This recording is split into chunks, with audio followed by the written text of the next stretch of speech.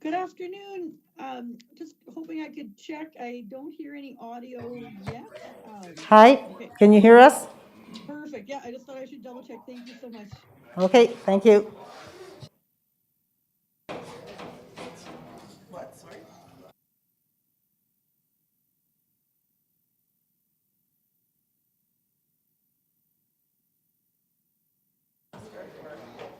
Councillor Lennox Zepp, Yes. your volume is not very high. Do you think you want to just check that out just to see? Sure. Oh, there she is. Is that better? Still a little low, so I'm not sure if it's just your volume. Yeah, I can fix that. Or you'll just have to talk real loud. Nope. Well, now she's muted. No, now I can't hear you at all. Sorry. Good to know. Thank you. Yeah, you'll have to just speak a little louder, okay? Sounds good. Okay.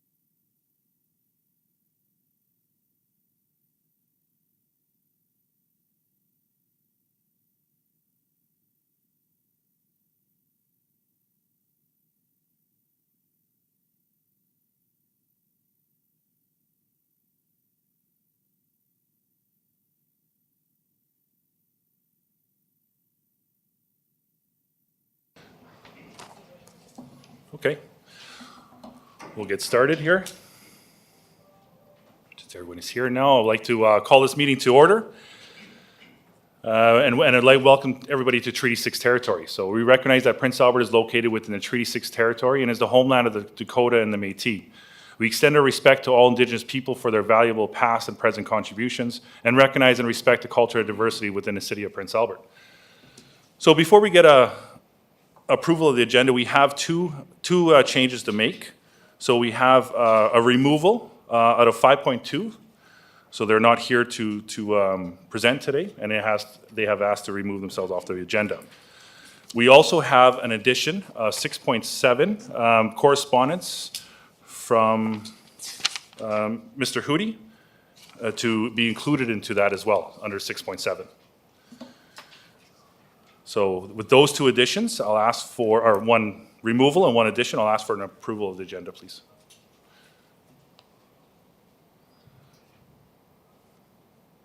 Oh, okay. Mayor Dion. I'll move the agenda as amended. Thank you.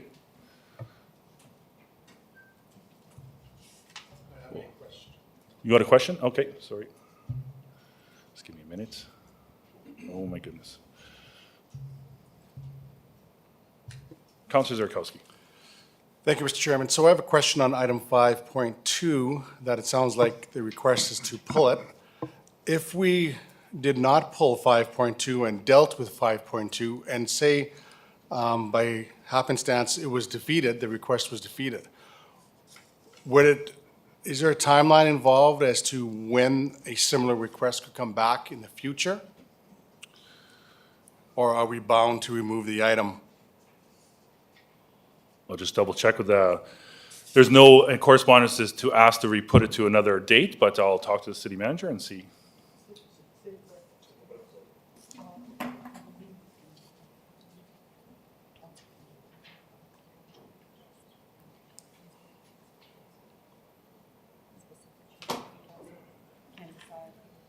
Okay, thanks. Thank you. So, well, we could decide on it either way. However, you know, the individual who was asking for the request has removed that request, so I don't know, you know, if we could deal with it, I guess, and For now, force it on them. for now, it's been removed. For Right. now. For now, yes. Thank you. Councillor Grodnick. Thank you, Deputy Mayor. I have a question too about the addition of the correspondence from Prism Holdings Limited. Like, I'm not sure if everything is everything in there accurate? Because the report that I asked was a report of administration. I didn't ask for other groups to submit information of what they've contributed. I've asked for report from administration of external funding of projects in Prince Albert from provincial, federal, and business community and nonprofits. That's what I asked for. And does this then change that? And are we going to ask every other group in Prince Albert now to submit their understanding of contributions that they made? That's my question. My understanding is that this correspondence had come in within the reasonable time limits, and so we had to put it on the agenda. Oh, no, we don't have to put it on the agenda. It was asked if we want this to Right. be included. And do we want this, and that's my question, do we want something like this included in a report of administration? Yes or no? That's my question. And for me, I don't want something like this included in a report of administration. Well, we could Unless have, it's all accurate, and then unless we go to other businesses in Prince Albert that want to also include a report of administration. That's my question. thank you for the question. I do feel that there wasn't a whole lot of other correspondence that came forward, and you could vote against the agenda if you don't want to see it included. I think the resident was trying to clarify, but definitely a question for the administration and likely an That's item pulled my off this question, agenda. yeah, to administration, is this information valuable to the report, or does it change the report at all? Would you like to answer that? Director. If the director would like to answer, I would like to hear an answer. Or we could pull it off the agenda and have a conversation about it at that point. I think that might be the appropriate way to go. You can vote against the agenda if you don't want to see it included, Councillor Grodnick. But I think we can pose that question if it gets removed, which I'm assuming it will. So what are we doing? I would prefer to vote on this agenda item. Pull it off the agenda if you want to have questions to the director, would be my suggestion. So the mover has to pull it then? There is a motion already put forward by Mayor Dion to include it with the amendments, and so we'll vote on that. Yeah, may I comment? Mayor has Right. comments? Sorry. My comment is that the letter came because Public Works supplied a report, and when I read the letter, they object to the figures that Public Works used, not claiming, not trying to clarify anything. They're claiming that they overpaid according to Wes's report, and they want that discussed. So that's why I agreed to add it to the agenda, because he's challenging the report as being incorrect, not that we've asked him for what he was funding. Thank you for that clarification. Councillor Godnick. Thank you, Deputy Mayor. So then the discussion will take place if I pull, well, I will be pulling that consent agenda item, and that's where we'll do the discussion then. And then do we, at that point, remove that letter? Can we remove the letter then at that point from the report, or does it now come part of the city record, this letter? Yes, it would. Yes, what? It would be does part of become the city records. permanently part of the city record You cannot regardless of remove it, whether, yes. and there's no indication of saying that it's incorrect if it is incorrect then? Well, I think we can pose those questions to the director, yes. But there'll be no record saying that's incorrect if we allow this letter to go No. forward? Thank you. I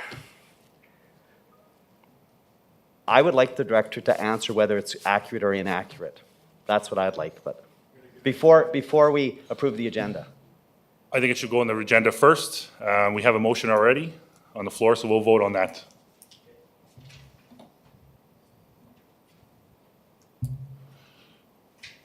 Okay, the vote's open. Councillor Lennox Zapp, how do you vote? Yes. One more?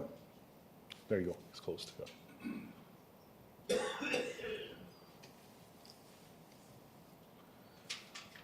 Okay, and that's passed. Next, the order of business. Declaration of conflict of interest, you all know what that is. So if you have one, you disclose that to the city clerk. Adoption of minutes, item 4.1. Councillor Miller. So moved, Deputy Mayor. Thank you.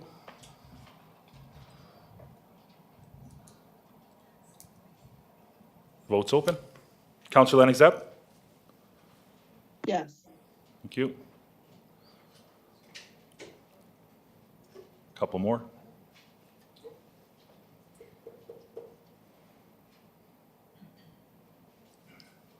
One more.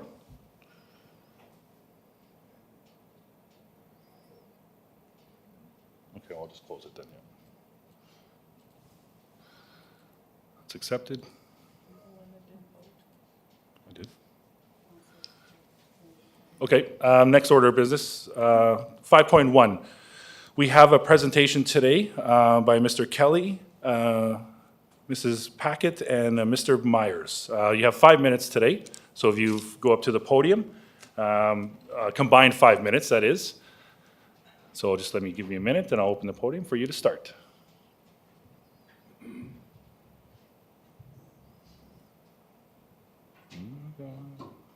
One second, sorry.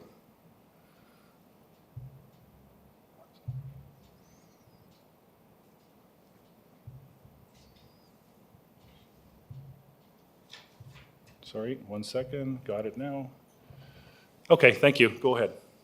Thank you to members of council, Councillor Head, and your worship, Mayor Dion.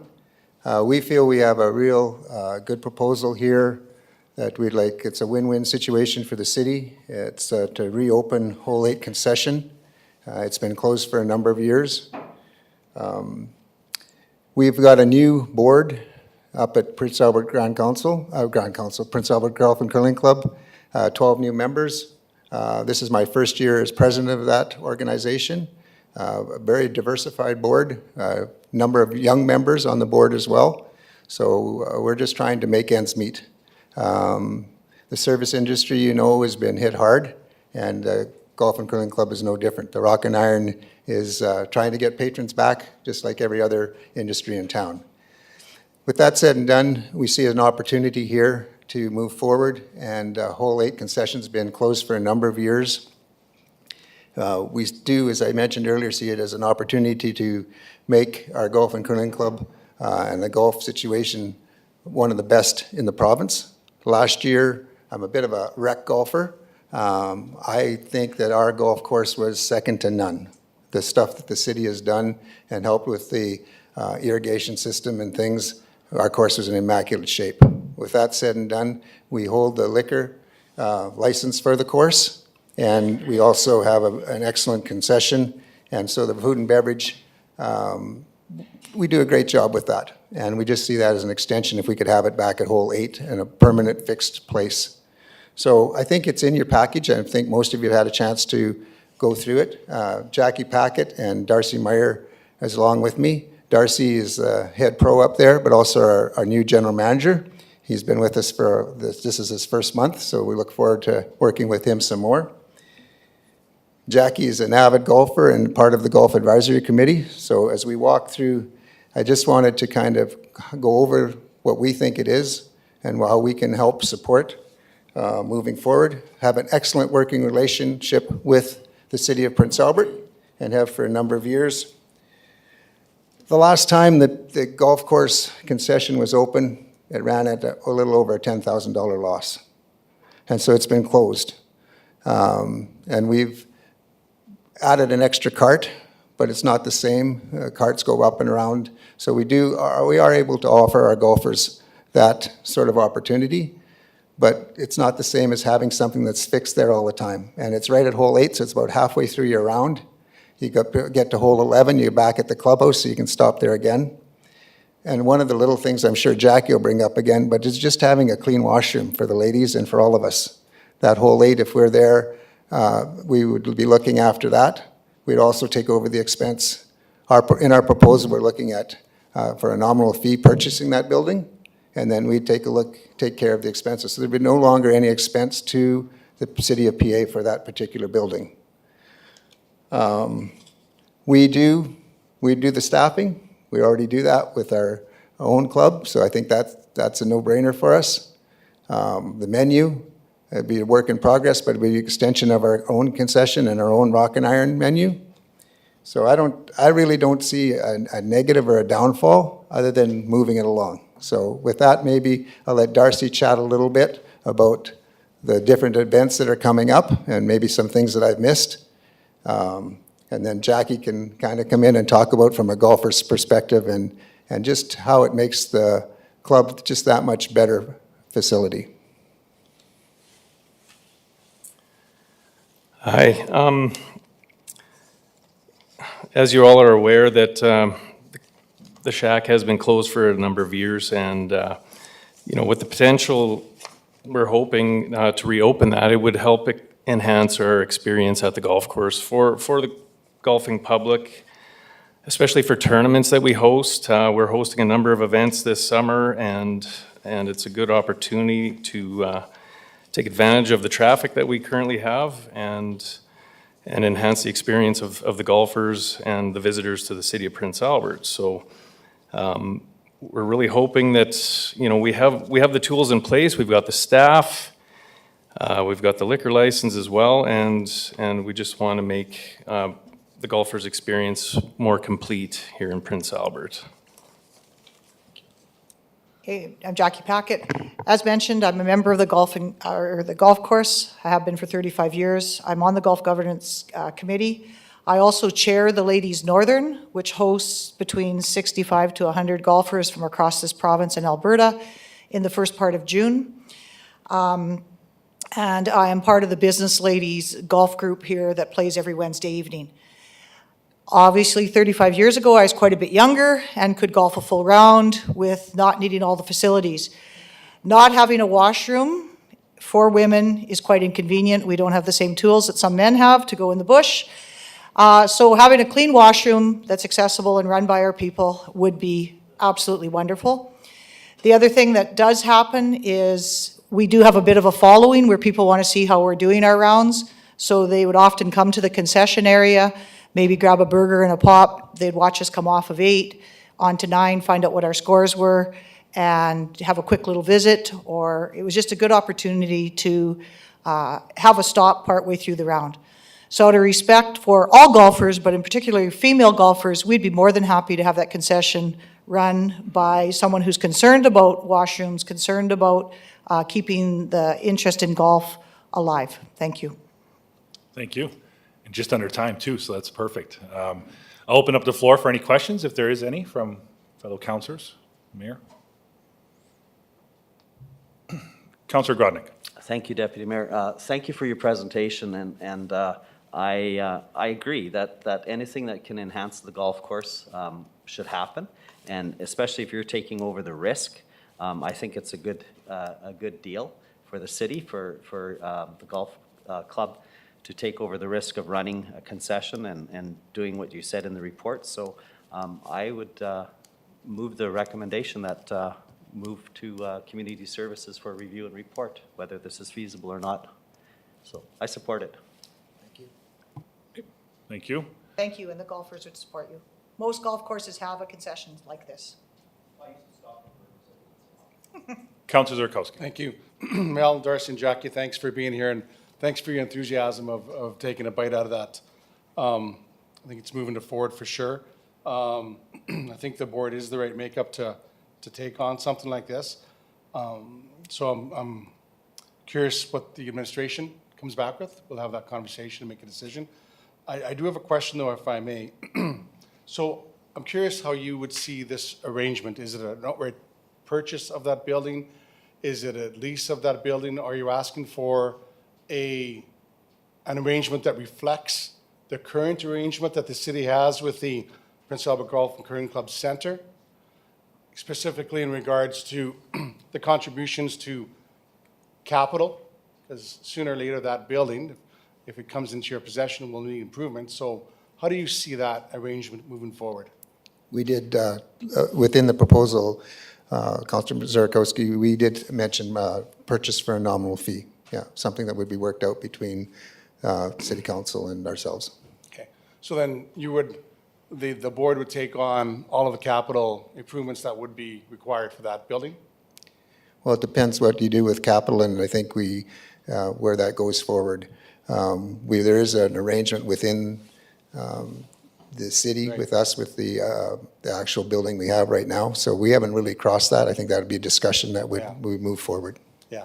Yeah. I think it's a positive ask. I think it's good moving forward, looking forward to the next step in this conversation. But I think there are some questions that have to be asked and answered along the way. That's fair. Can I say something? We also don't know, because that building's been closed for 4 years, so if it was considered that we would purchase it, we would have to see what condition it is inside as well. And yes, that you know, so there's some unknowns on our part, but definitely a purchase would be considered. Okay, thank you. Councillor Cody. Yeah, thank you very much for coming, all three of you. It's, I think it's an extremely important thing, and I think it's an extremely good proposal to make. I do a bit of hacking out there myself, and I know that you hear a lot of people complaining of the fact that that 8th hole is closed. And I think we could shut those complaints down and make it into a reasonably profitable item for the Golf and Curling Club, which is certainly what they need, no question about that.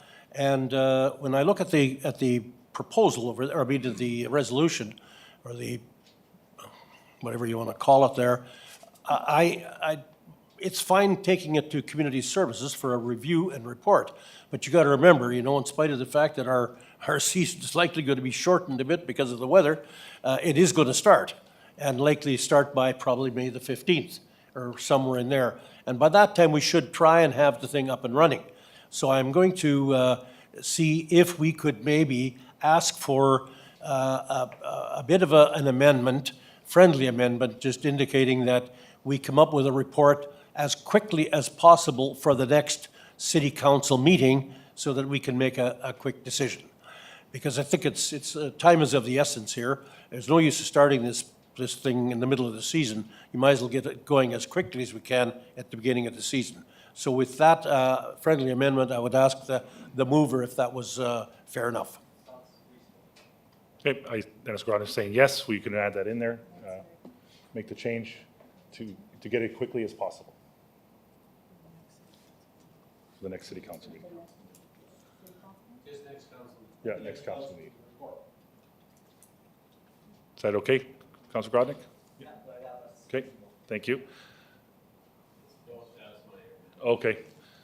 So see no more discussions. Thank you for attending today. Oh, Councilor Lennox Epp. Mr. Chair, sorry, just, thank you. I appreciate the presentation. My question is actually for the director. I'm just wondering, if, I could just confirm the staff who had previously performed this work, they were city staff, as I understand it, is that correct? It's a city-owned facility. Oh, it's not my question, sorry. Director of Community Services. Thank you, Mr. Chairman. To Councillor Lennox Epp's inquiry, you're correct, it was previously city staff that had filled those shifts. We were able, upon closing in 2017, to accommodate those staff at our other concession locations. Okay, and I guess my question is just in this report, are you expecting to provide anything in the report just in terms of staff and any issues of that these were city staff positions when it had last been open? I believe under the proposal, just for clarification, so my understanding of reading the proposal here on the agenda is more from the Golf and Curling Club to operate it directly. That Yes. wouldn't require city staff if we were to choose that option. Right. I guess then my question to you is, do you foresee any issues that these were, I take it, unionized positions when it had been open? Do you foresee any issue with a new organization taking on these positions? So under the ownership proposal, I think my preliminary review of it, and this would be something that we would need to take back upon approval of this resolution today, we would include in our report an analysis of potentially how this combines with the service they provide already on the course. The food and beverage card agreement is something that's already formally in place, as the organization alluded to in their proposal. I don't believe they, in that combination of the service they provide on the course, that's one of the options certainly that we can review. If your question too is around the fact that this was a previously unionized operation, certainly I think some consultation with our Human Resources Department before we provide that report would be something that the department would complete. Thank you so much, and I wanted to say thank you again to the presenters. Thank you. We have a couple more speakers. Councillor Miller. Thank you. Thank you for coming. And so this is a city-owned facility, to the director? Thank you, Mr. Chairman. Please, yes. To Councillor Miller's inquiry, yes, currently it is a city-owned facility. Thank you. So, so if we're leasing or purchasing, I guess that would be two different things, and that we must go through a, so it's a city asset, and we're gonna have to go through a public process in order to sell that building? Is that how that works? Yes, go ahead, Director. Thank you, Mr. Chairman. To Councillor Miller's inquiry, yes, there would be a formal process for us to conduct internally upon this referral. Ownership and a lease option would be certainly two different aspects. In the proposal, I believe, from the organization, their proposal at this point is ownership. However, I would also note if, I do see next city council meeting, which is April 25th. To make sure that we cover off all the details, the report would be due this Thursday. I do maybe have a bit of concern with that being the case, just to cover off some of those aspects. However, we'll try our best to hit that April 25th council agenda. Councillor Zurikowski. Thank you. Two thoughts, if I may, and that was where my thoughts were going to go, is with the city council deadline. I think we need to manage expectations. That's an internal deadline of Thursday for the report to get in, and today being Monday, and it's after 5 already, nearly, I guess, anyway. So I think that getting that information, the point's well taken, as quickly as possible. We're sort of on a seasonal clock here, but I think we need to manage expectations and realize we've seen that before, right? Let's do it right. And that's 2 steps forward instead of 3 back. The other thought I had is, while we have our guest here, The facility recently has gone through a bit of a rebranding. And we've heard here today, there's already 8 or 9 times it's been referred to as the Prince Albert Golf and Curling Club, which sort of has a different connotation to the Golf and Curling Club Center. So I just want to throw out the invitation to our guests here to see if there's some sort of sales pitch you can give for people listening to say, you know what, this is the reason we went through the rebranding, this is what we're called, and this is why we want you to walk through the door. The Prince Albert Golf and Curling Club Center is kind of the rebranding name that we're moving forward. The Prince Albert Golf and Curling Club is how we're incorporated. So legally, we have to use that term when we're doing anything in that context. We're very much a center and we welcome all patrons. Councillor Grodnick. Thank you, Mr. Deputy Mayor. Yeah, I think the proposal is for them to take it over. They will run it, and they will do a great job in running it. We made a budget decision 4 years ago or 5 years ago. I was the only one, I think I was the only one that opposed closing it at the time. But it was a financial decision to save money. And we've already passed a budget, so we can't open it as a city-run facility this year unless we change our budget.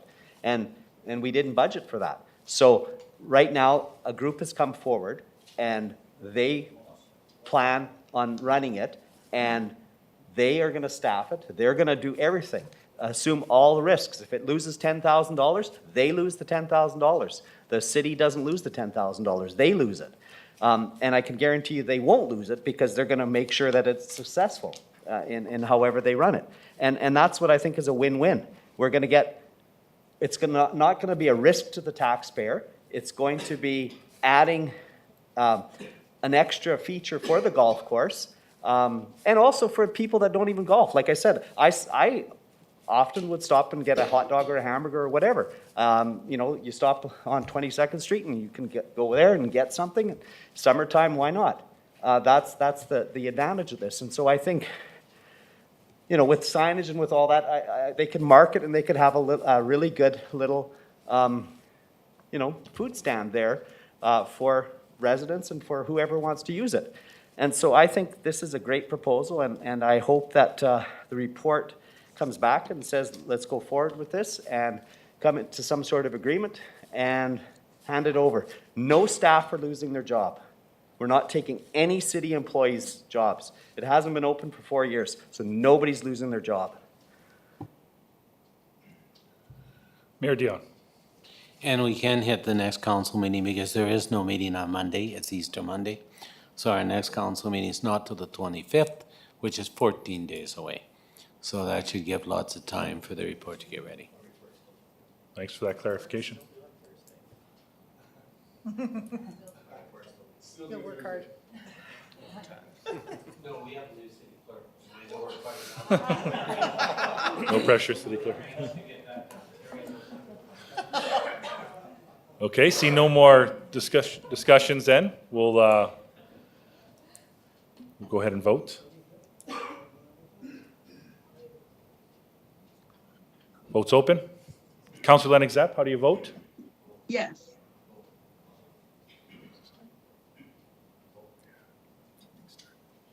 Okay, closing it. And that carries. Thank you so much for coming here today and your time for presenting. Thank you.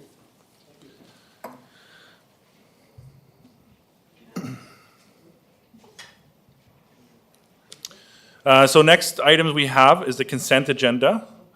So there's some items in here I imagine will get pulled, and so I'll just wait till see the lights turn on. Councillor Grodnick. Thank you, Mr. Deputy Mayor. I'll pull 6.7. 6.7, okay.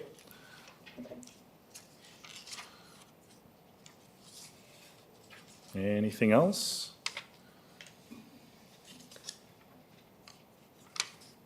Okay. Oh. Councillor Miller? I'll move the rest, Deputy Mayor. Thank you.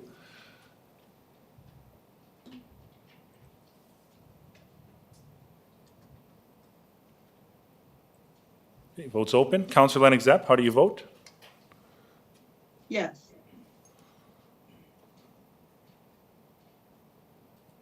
Two more.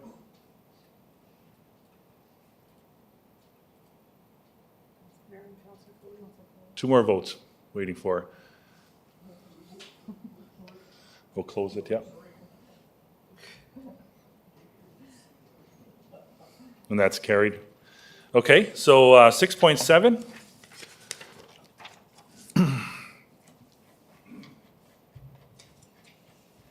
Councillor Grodnick.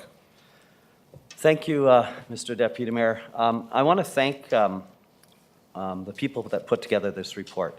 And my whole purpose of this report was to let the public know that we have created great partnerships in this city with various levels of government, with community organization, and with some businesses. And that is very clear to the tune of, on page 2 of 5 of the report, just about $19 million has come into this city for various projects. And that's just in 1 year. That's not counting, the big, huge project that we have going on, not counting the hospital that's going to happen, or any other projects that are pending right now and are in the process.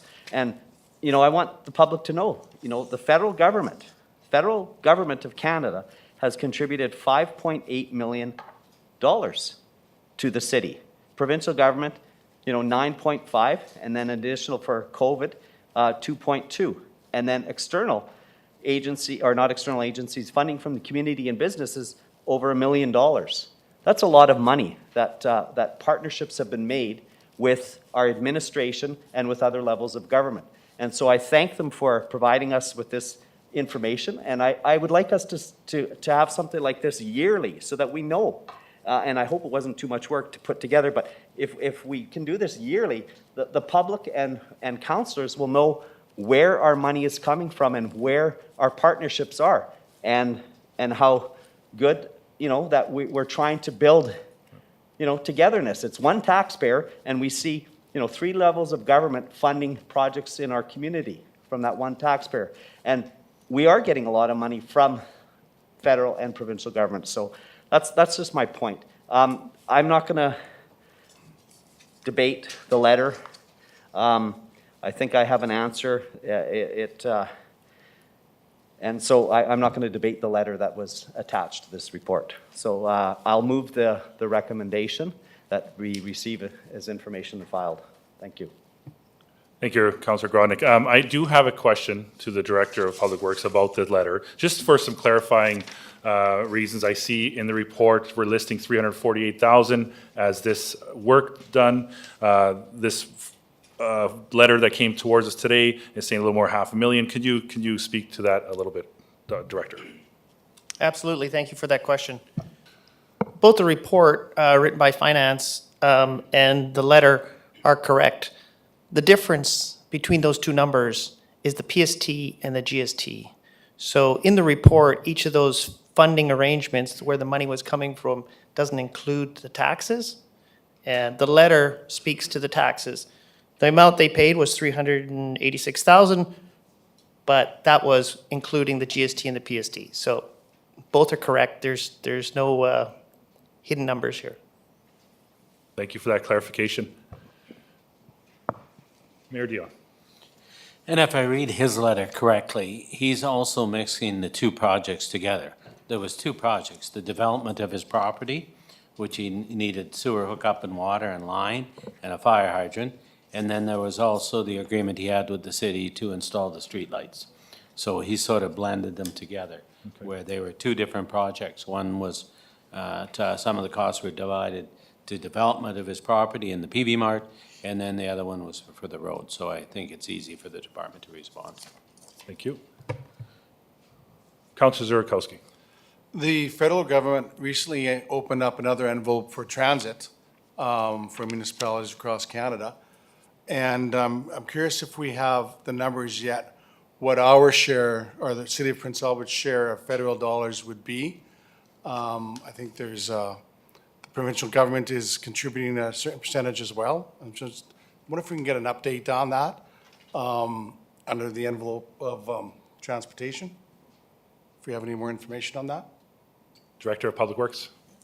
Thank you for that question, Councillor. I did see that announcement too that came out just recently. I read the the opening statements on their federal website, and as I understand it to be right now, because they don't have all the details, but it's for public transportation, but it's only for major transportation, things like subway systems, trains, and it is buses too, but only electric. So it kind of leaves us out of the picture in the sense that electric buses cost 2 to 3 times more than regular buses. So the funding issue instantly makes it very difficult for us, because instead of a $400, $500, or $600,000 bus, it's now 1.2, 1.4, $1.5 million a bus. Thanks. Mayor Dion.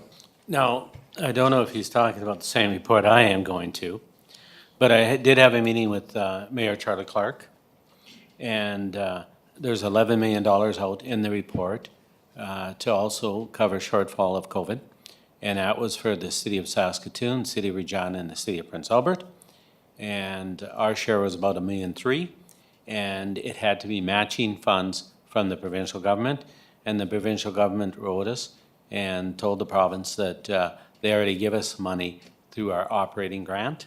So I'll be bringing a report back.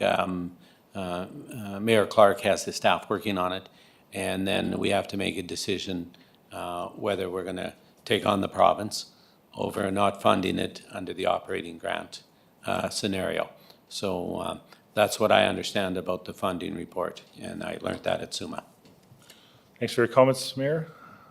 Councilor Zarkowski.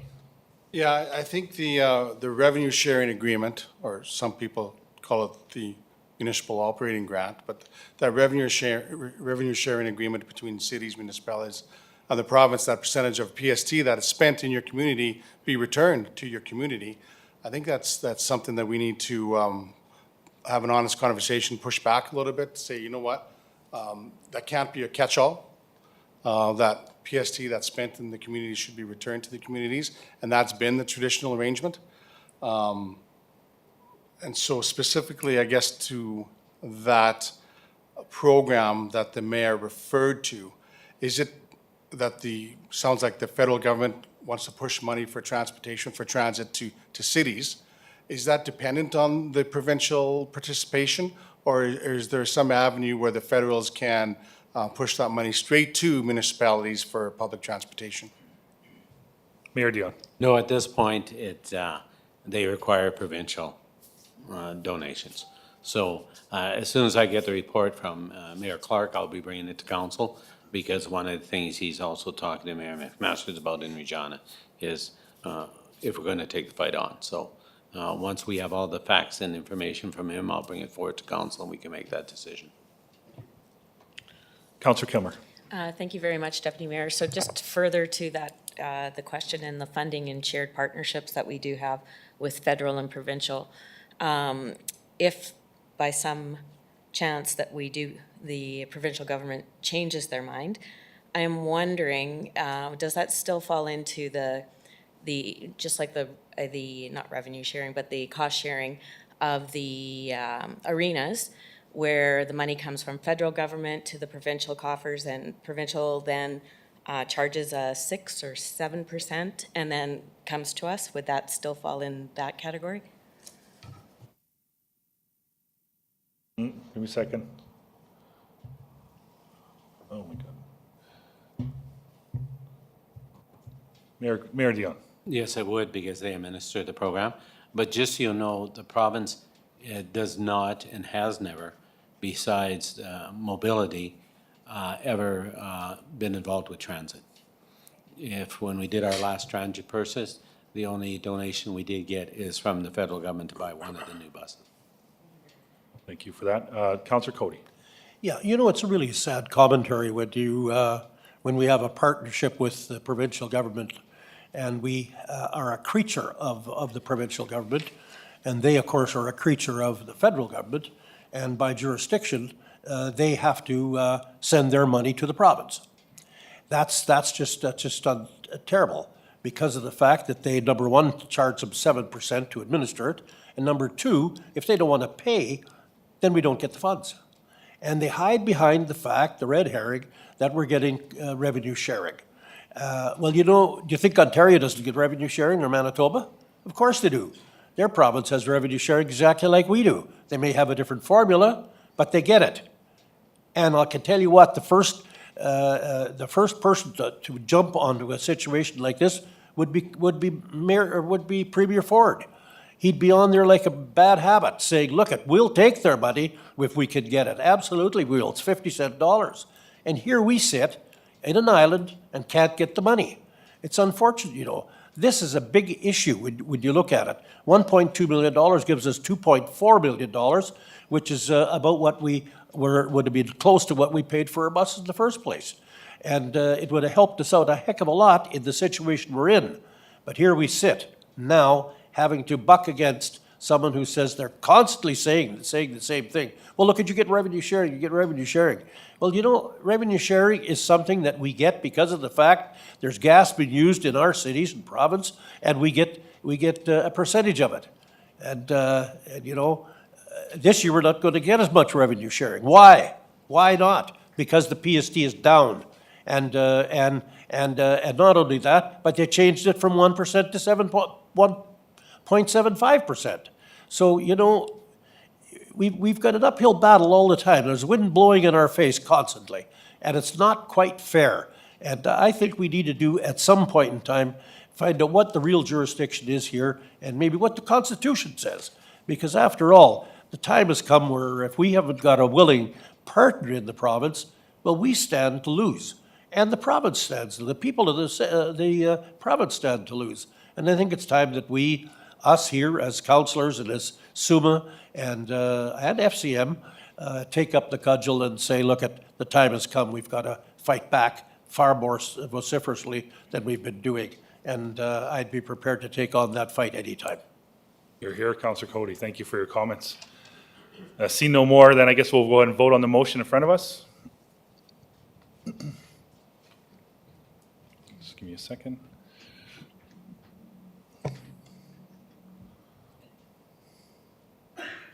Sorry.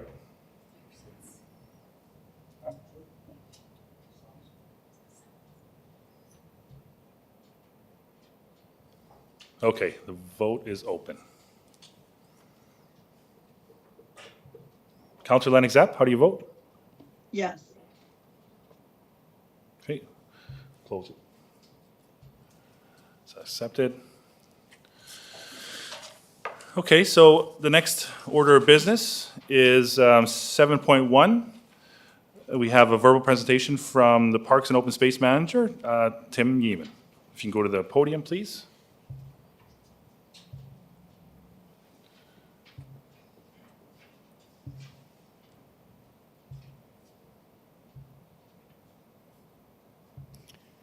Mr. Yeaman, go ahead.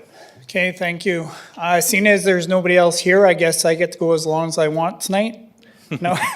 We put the timer on. Probably not. All righty. I'll keep it short. Okay, so this conversation about off-leash dog parks has been brought to council over the last couple of years now, and really, what I'm here today to do is just to share with you what our plans are for this upcoming 2022 season, and just get council's permission to go ahead and use $12,100 from the Community Services operating budget. We recognized during the 2022 budget deliberations that budget money was tight, and that we had talked internally about being able to come up with the funding to be able to take from our own accounts to be able to make this project happen this year. So we've been able to do that, and we feel confident with the plan that we've set in place. And I just want to share that with you. So if we're able to just pull up the picture of the off-leash area. So a couple of years ago, Councillor Miller had brought forth a motion to consider an off-leash area and talk about looking for an off-leash area in 4 different sections of the city. So what I'm presenting to you tonight is our first commitment to this project, which would be up by the sewage treatment plant. And that off-leash area is recognized currently underneath the responsible pet ownership bylaw. We just haven't developed it or really done much work to it. So what we want to commit to doing is enhancing this area and making it more usable for the public. We do want to add doggy dispenser bags. We also want to add garbage bins. Also some signage to indicate where a dog must be on their leash and where a dog can be off leash. Once we get the picture up, we'll be able to show you what I'm speaking towards. Also enhancing the parking lot over by this over by the sewage treatment plant as well. And also putting some trail marker signs to let you know where the trail starts and where you're exiting.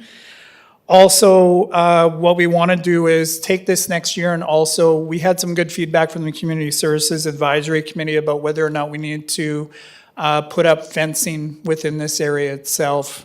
And one of the suggestions that came up was that we take this next year and we actually go back to the community after we've established this area and take that feedback from the community about whether or not we need to put up demarcation. In the sense of fencing, one of the conversations that we had was we might want to stay away from using any chain link fencing, which would institutionalize the area itself. This is a larger than 10-acre area. We want to be mindful of that. So maybe using more natural products similar to the fencing that would be on Muzzy Drive at the playground there. It's a cedar fence. I'm not saying it has to be built out of a cedar fence, but that would allow you clean sight lines from the walking trail through the off-leash area and then from the off-leash area over to the walking trail. So in the report, there was a color photo that was in the report, and it actually showed a purple area, an area that was outlined in purple. That would be considered an on-leash area. Those are areas where we have to be mindful of the public, people out walking with their children, just people in general walking and using that area, because the Rotary Trail does extend along the western boundary of this property. So we want to make sure we're very clear that we provide direction to people who are taking their dogs to an off-leash area and making sure that they're aware of where they need to keep their dogs on leash, and make sure that we have it properly signed as well. The green area would be considered off-leash. The blue area, or the blue line on the map itself, is actually an existing trail that's already out there. So we want to work with that trail, make sure that we go out and we place the doggy bag dispensers, the garbage bins, the benches, make sure that they're spaced properly so that people aren't having to walk further than they need to have access to some of these areas. And then also we want to be mindful of, you'll notice in the bottom left corner of the map, you'll see that larger purple area. So we do have Miller Park over there, and we want to be careful that this is an open area that leads into the off-leash area.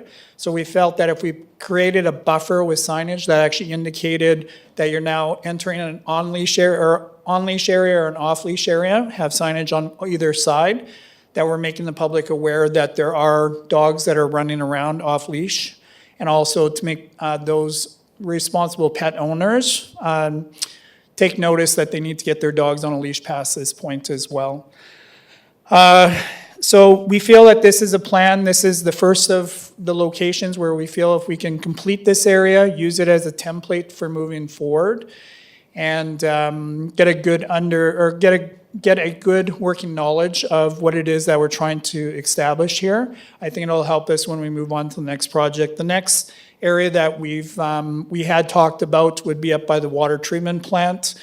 Basically what we're waiting for there is for that water treatment plant project to be completed and for that area to be returned back to the landscaping and everything returned to that area as well. And then to have that conversation internally about what that area would look like as far as a off-leash area, noting that that area would be under 10 acres and would require some fencing of some sort, which at that time we'd probably be looking at chain link and be looking at the establishment of some additional costs, which we would want to price out and bring that back to council for the 2023 budget deliberations. And then in this process as well, what we want to do is continue this journey and make sure that we can go through and identify other areas, possibly 2 other areas within the city, to look at whether or not they could be used as an off-leash or on-leash area. And then also taking into consideration where they would be within the city is hold some community consultation and make sure that we're communicating with the neighbors, making sure that they have the ability to communicate back to us whether or not they have concerns with the project, and then move on from there. But other than that, that's what we've been able to establish for this year, and we're excited to get going on this project. Of course, once the snow's off the ground and the frost is out of the ground, we certainly want to see this established as quickly as possible. Thank you for your presentation. Any questions from councillors?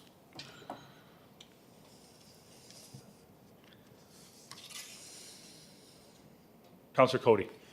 Yeah, I have no big hang-up on a dog-leash park, but I do have a bit of a concern about the fact that we're going to be close to a park, and this happens to be in my backyard, basically, and I'm a little concerned that there's going to be no fencing when we have children playing in Miller's Park, winter and summer. And there's Splash Park there, and you'll have no fencing whatsoever, and you've got dogs running off leash. I'm not so sure that that's the safest way to do business. Maybe it's okay, but I just worry a little bit about the safety of some children in there.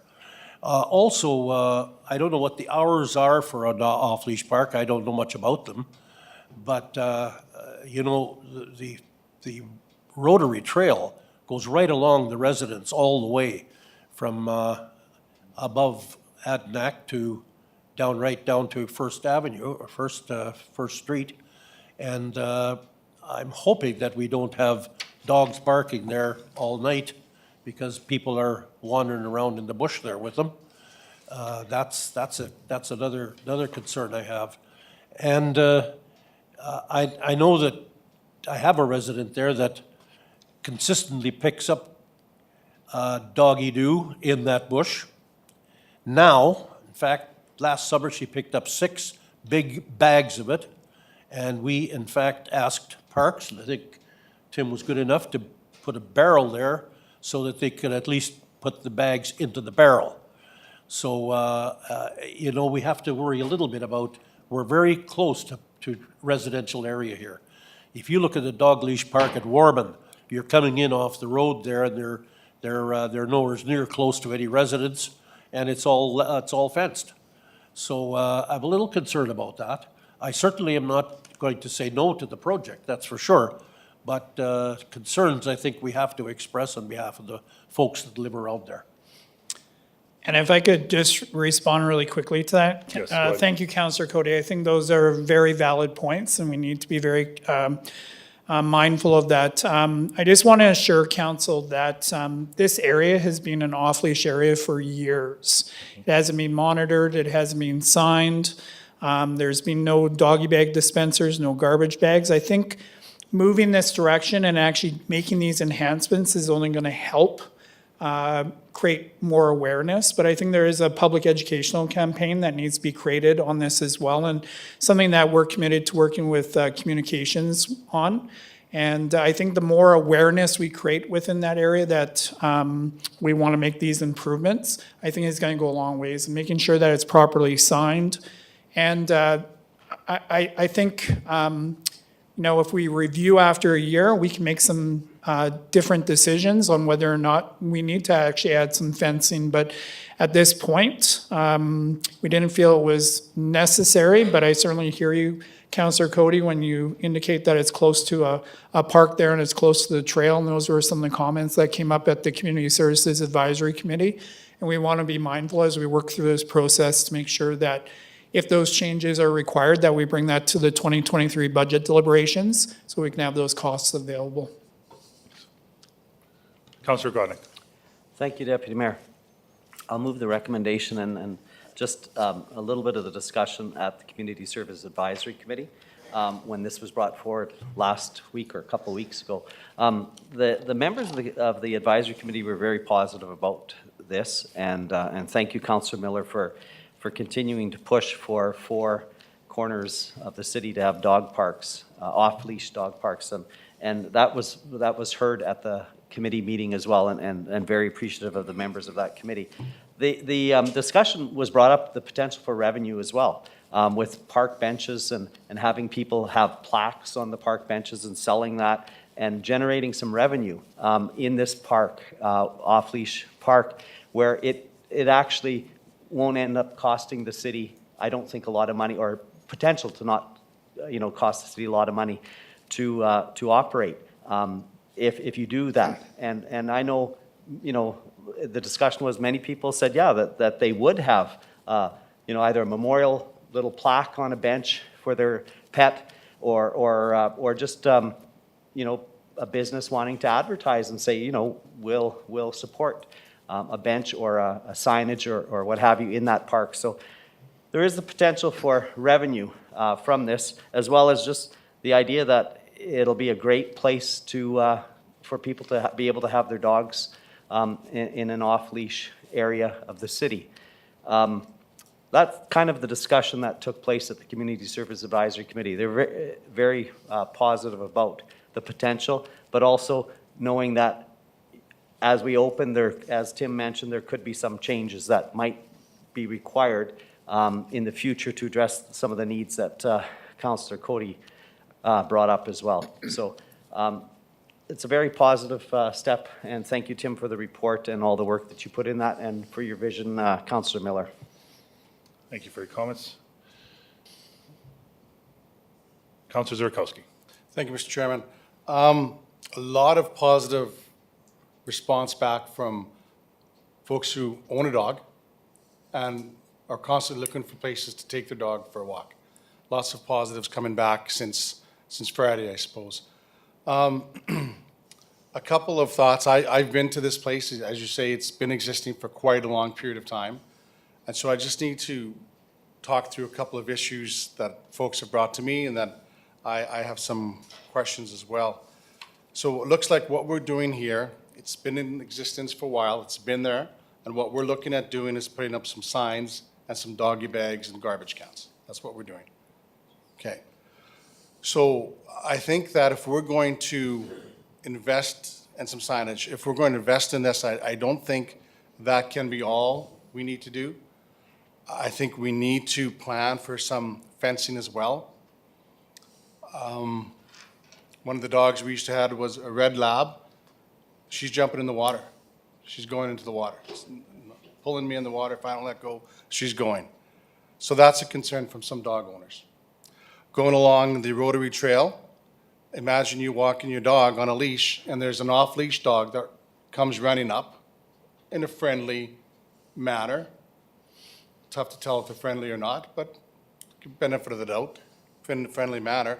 So I'm letting go of my dog leash so that they meet each other and hopefully in a positive way. So I think that's a concern as well. You're being a responsible dog owner, you're walking your dog on the Rotary Trail with the leash, but dogs from the off-leash park leave that on their own off-leash and enter where the trail is. So I think that's a concern from dog owners as well. So I think there's a number of, this area will fit the bill for a lot of dog owners. I've had dogs in the past, 5 or 6 of them. Some listen better than others. Some chase the squirrels and the rabbits and come back sooner than others, and some don't. So I think that if we're looking at this area and putting some money into that, I think, as you sort of alluded to, it can't be all. I think we need to look at investing. And when I see an effort's being made to take money out of the operating, and what probably really is a capital to get this done, I think that if this does go forward, we need to be honest and say it needs a capital investment in this area as well, not just trying to find some money out of the operational budget.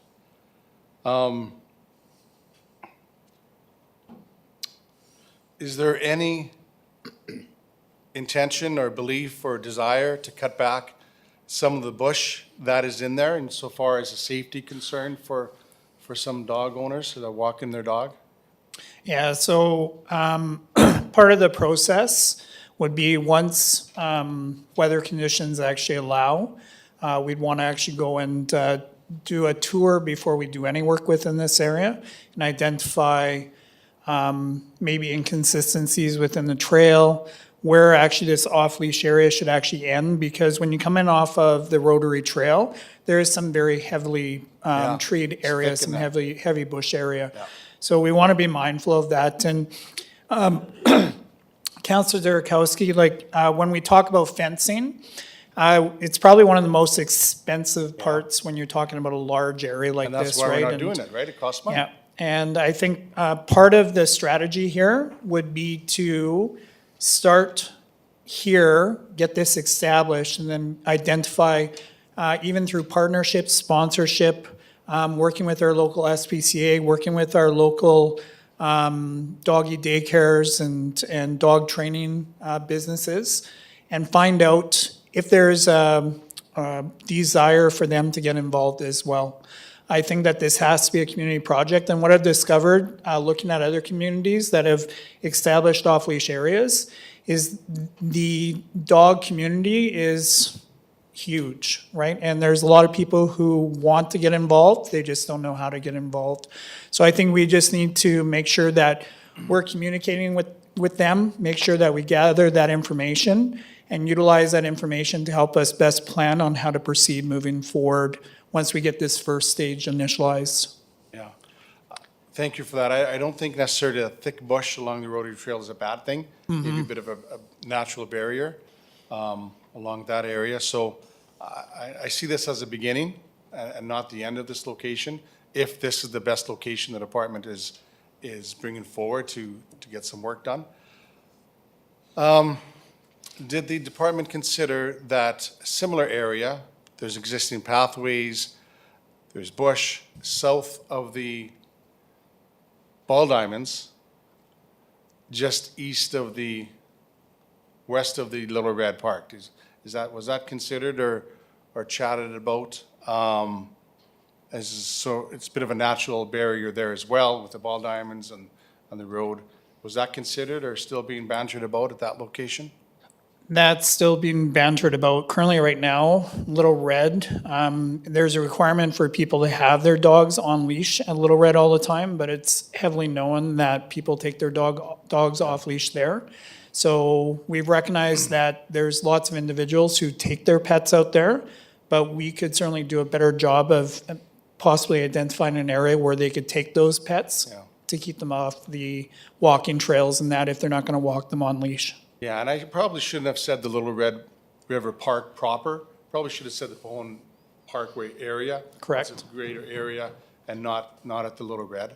So I see this as an effort to fulfill a need in our community as a bit of a start. So thank you for that. Thank you. I just have a few comments. Thank you for the report, and I know this has been a long time coming. I've been, reached out by a few different residents in anticipation of this dog park. So, and that was some of the questions that I had received as well about will we be cleaning up and will we be cutting back some of the bush? And I'm happy to hear that you're going to do a review once the weather kind of warms up a little bit to see what exactly we can do in there. So, thank you for that. Any other questions? Seeing none, we'll go ahead to the vote then.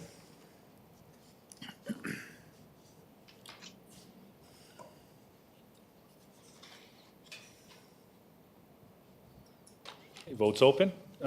Councillor Lennox Zapp, how do you vote? Yes. Thank you. One more.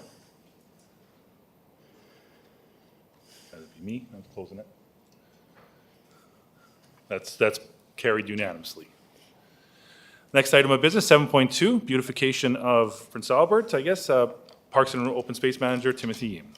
Okay. Go ahead. Thank you very much. So excited to talk about beautification efforts. I know it's always a big topic of conversation, especially at budget time. So we have an operating budget that council's approved of $75,800. And we're excited to just share with the Community Services Advisory Committee just some of the history in regards to the beautification and what we've done over the last couple of years and what we plan to continue doing into 2022. So just to give you a little bit of an overview, grass cutting. So we did hear from council loud and clear that city entrance ways were definitely a priority, and we want to make sure we stay on top of that. The Second Avenue corridor was a priority as well, making sure that we stay on top of that, and that could be anything from edging the sidewalks on both sides, so the east and west sides of Second Avenue. We did buy some power edgers, and we want to stay committed to that, making sure that we pay attention to the plant material that's along there as well. About a year and a half ago, we actually removed a lot of dead plant material. So looking and working with the property owners to replace some of that plant material as well. Also looking at the visitor center and creating a partnership with Parita and looking at doing something different with that flower bed this year. So we heard that loud and clear, and thank you to Councillor Cody for bringing that forward and noting that. So it's we're certainly excited to be working with Parita on that project and seeing what we can come up with. So flowers have already been purchased for this year. So we're anticipating the total cost by the time everything's said and done to be between $15,000 and $20,000. Weed control management. So if you remember, we had come to council asking if we could purchase that foam stream system outright. It wasn't within budget parameters for 2022. So we want to take some of that money from the beautification fund and actually rent that piece of equipment again, and then come back to council in 2023 budget deliberations and have a further conversation on that piece of equipment. The great thing with the weed control management system, the foam stream system, is we don't have to have anybody trained or certified to be able to use that piece of equipment. And I shouldn't say trained, they don't need to be certified. We certainly want to train them on it, but we could put somebody on that piece of equipment 5 days a week, where we can't do that with the chemical control. So we've earmarked about $15,000 to commit towards that portion of it. And then, sorry, I just have to read through this. Infrastructure maintenance, so a lot of this is done in conjunction with Public Works and continuing on with the program of making sure that we're doing regular street sweeping along Second Avenue corridors and city entrances, making sure that the bridge is washed down, that the Second Avenue wrought iron fence is washed down, and that cement and the retaining walls are cleaned off as well. A lot of that is covered under the Urban Connector Program, Highways Urban Connector Program. And then if there's some shortfalls or some requirement from Community Services, we work with Public Works on that front. Graffiti removal efforts. So a few years back, we found that our staff weren't able to respond to graffiti quick enough because they couldn't be in all places at all times. So we started working with a local contractor who we initiated a process with, that anytime graffiti came in, that he would be able to come in and remove it within 24 hours of it being reported. And that's been a great program and certainly been of great value to the city because we do go through cycles of graffiti, and it seems to be every 2 or 3 years where the graffiti is on the rise. And then if we keep on top of it and knock it down, that seems to solve some of the problems. Tree and shrub planting. So we've worked on a partnership with PA Model Forests, who is now amalgamated with Saskatchewan Forestry Association. So PA Model Forests, we're going to work with them on some planting initiatives. They are a great partnership because they work with a lot of the local schools. They also focus in on volunteerism within the community, and also have a lot of great connections to work on grant funding through their program. So the city is actually partnering with them through our department to see how we can support and enhance their program as well. And then just talking about some of the other processes about beautification. I know we had talked about lots of expectations about what we'd like to see in the city as far as beautification goes. We feel this is what we can commit to this year and stay on top of and make sure that we're productive and making sure that we're delivering. And I think there's a lot of other great opportunities out there, and it certainly would come with increased funding, but also increased consultation with council on what their expectations are and how we should move forward in regards to planning for the future. Thank you. Thank you, Mr. Yeaman. Mayor Dion. Yeah, I have 3 questions. When it came to that foam machine that you leased, did you guys keep track of the volume of weeds you could kill with that machine in an hour? Because it was quite, I did watch it in work, but it's set up, move, set up, move, set up, move. Where before, when you had a tank in your back, it's spray, spray, spray, spray. Correct. So are we getting a good volume of weeds killed by this machine? Yeah, so our concentration with the foam stream system was mainly to focusing on our downtown core, the sidewalks, the tree grates, looking at the medians, looking at, especially in some of our park areas, underneath our trees and in the shrub beds, the mulch beds as well.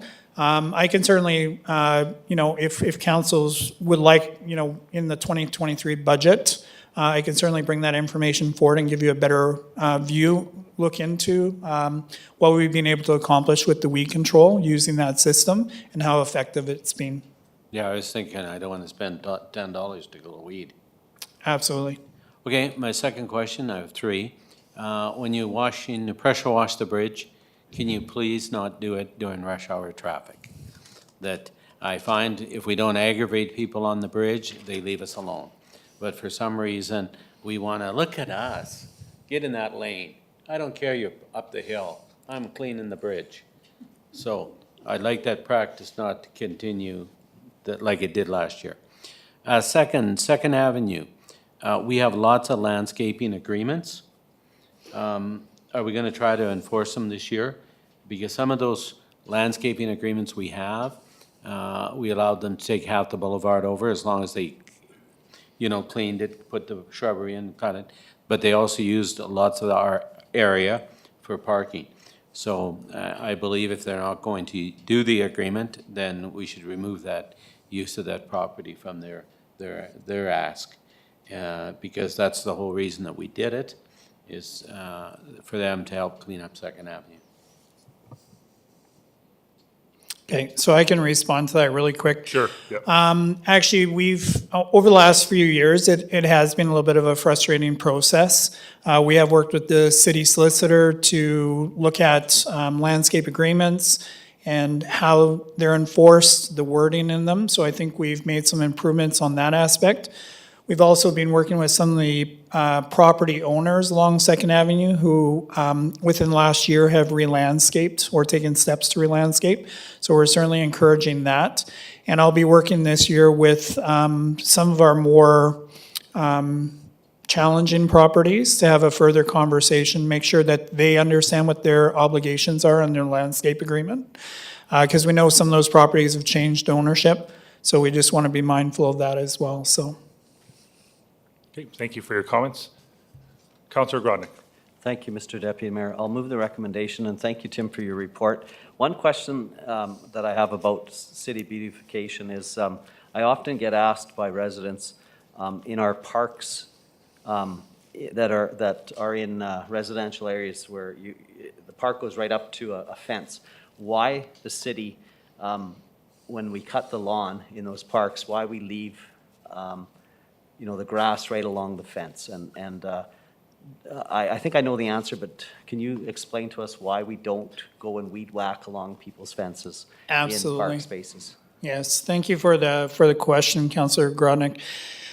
It's always a challenge. In the past, when we did mow right up to the fence or string trim along the fence, there was several claims that came forward because of damaged fence boards. So we usually try and stay about a foot and a half away from the fences, noting that it's difficult to appease everybody. We try and do the best we can, but it's certainly the damage from the string trimmers, along private residential fences that we're trying to stay away from, but also the damage that a mower can create if we mow too close to that fence. So those are the reasons why we don't knock down all that grass.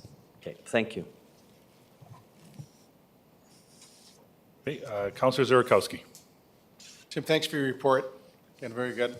Couple of thoughts, if I may. When we talk about things like infrastructure maintenance and grass cutting and weed control, especially along the Second Avenue on the hills, that corner between the sidewalk and the street, and I certainly agree with you. I think the focus for us until we get Second Avenue corridor done the way we like it, I think that's where the focus needs to remain. But things like that, it seems to me that those could be incorporated into operational rather than a separate beautification package. So how far are we from being able to take things like you mentioned in the report, things that, in my view, could be done, should be done every year as part of regular maintenance into the corporation, whoever does it, so that you can focus on beautification? Correct. It's a big topic, and I know I brought it up at council before, but I'll be as blunt and as honest as I can be.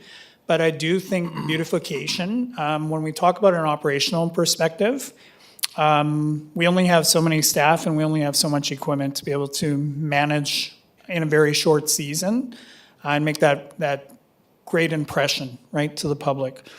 But I do believe beautification requires a bigger vision than what I feel we're able to deliver. We're only a small sliver in the big cog within the city and within the departments. But beautification is a much bigger subject. That it requires more thought, more process, more vision, strategic planning. What's the vision that we're trying to reach for? And then how are we going to try and brand that, and what are we going to try to do to create that cohesive picture of who we are, right? And I know it's difficult. I know council has huge expectations, and believe me, it weighs on me, but I just realize I can't do it all. And if we want to have a clear vision moving forward, I think it's something for council to consider, but I think it requires a much deeper conversation because we have so many great projects going on around the city and so many things that we could be showcasing that require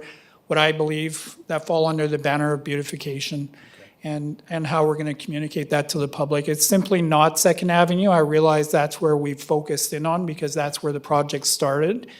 But if I'm being totally honest, I don't see myself moving from where we're currently at because I don't have the resources or the funding available to be able to dream bigger. Okay, that's a great answer, and that's an honest answer. I appreciate that. So I guess my question is, are we ready to have that conversation? Because a couple of years ago, the conversation sounded like, just wait, just wait, just wait. Let's do a couple of things well. Let's get our feet underneath us. Let's have some wins. And then when we're ready to have that bigger picture conversation about beautification, we'll have that conversation. So are we almost there to have that conversation?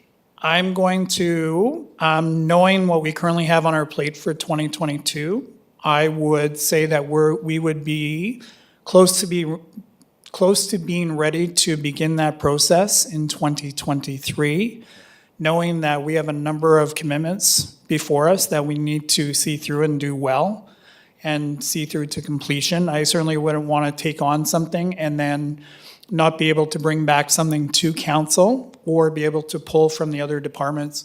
I think what I see is we're moving out of COVID and there's just this huge weight out there, this great expectation that we're getting back to normal and we're doing all this stuff. And I certainly see the weight that it's putting on operations, right? And we need a year to really recover and get through what we're currently doing. So in all honesty, 2023 is where I would feel comfortable starting that conversation and getting some direction from council on what you would like to see. Okay, thank you for that. My last question is, since it's in the report, while you're here, and it's in the report, I wonder if you can quickly update us on some of those specialty projects that are being worked on, such as the Rotary project at the Little Red, the bridges at the Little Red, and the outdoor gym that is south of the field house. Can you give us an update for the public? 'Cause Yeah, they're asking. actually, there's been so many great things that have taken place over the last couple of years and even going into 2023. When we take, or 2022, when we take a look at the money that's being invested and the partnerships that we've created. But, taking a look at the Rotary Adventure Park and Zip Line, which is coming to Little Red River Park within the Peonin Parkway. Parking lot improvements out there, lighting improvements, roadway improvements that are all going to take place and hopefully be completed within this 2022 budget year. Looking at the Highway 3 corridor from the southeast, which will feature the future home of the new Aquatic and Arenas Recreation Center and Business District, another huge project that we need to be mindful of moving forward and incorporate that into a plan. Marcus Road Extension to 10th Avenue West, another great project that will be completed this year. 6,000 plus square feet of outdoor workout equipment at the Alfred Jenkins Fieldhouse, so the Party City Outdoor Gym. Another great project. Actually, that will be open this spring. There's a few touch-ups that need to be done, but the majority of the project was completed in the fall. Also, we want to highlight, we have the largest outdoor all-inclusive Canadian Tire Jumpstart in the city playground, over 17,000 square feet of play area up at the Alfred Jenkins Fieldhouse, another great project. 23 kilometers of rotary trail that we need to be proud of, right? There is a lot of hard work that went into that. Sisters and Spirit Monument installed near River Street East and First Avenue East. The gazebo restoration and addition of lighting located near the museum. Installation of the Riverbank Indigenous interpretive panels that were completed. Indigenous naming signage along River Street. Parks naming initiative for veterans. And so many more that I probably can't mention them all, but there's just so many things that tie into the beautification aspect. And I think we need to find a way to incorporate it into a broader vision of what it is that we're trying to complete and do something similar to what we've done at Little Red, where we create stages of development. So we know what we're funding for, we know the vision that we're bringing back to council, and council has a clear understanding of why we're asking for those dollars as well. And I don't think that has necessarily been communicated yet, because we need time to be able to do that. Thank you for those comments. Councillor Kilmer. Thank you very much, Deputy Mayor. I have a question. And it's really sad to be following like great things that we're doing with this question. But you mentioned that we do not get within half a meter of properties. So I am wondering if our residents recognize that they have responsibility for looking after, or do they, I guess is the question, the grass, a meter behind their fences, and what happens if it is overgrown, and what should people be doing? And that's a great question, Councillor Kilmer. I think that requires more education, right? We could certainly be doing a better job through community services, working with our communications department on how we communicate that to homeowners. I know we can't do it by dropping a leaflet in everybody's mailbox, but we can certainly look at using social media. We could certainly look at using our city website to be able to communicate some of that. And I could certainly, I'd certainly be willing to work with our communications department to have that conversation. I know it's been brought up in the past, and we maybe haven't followed through, but definitely something we should be following through on. Thank you. Thank you, Mr. Yeaman, for your presentation. So we have a motion here to vote on, moved by Councillor Grodnick. I'll go ahead and open the vote. Councillor Lennox-Zepp, how do you vote? Yes.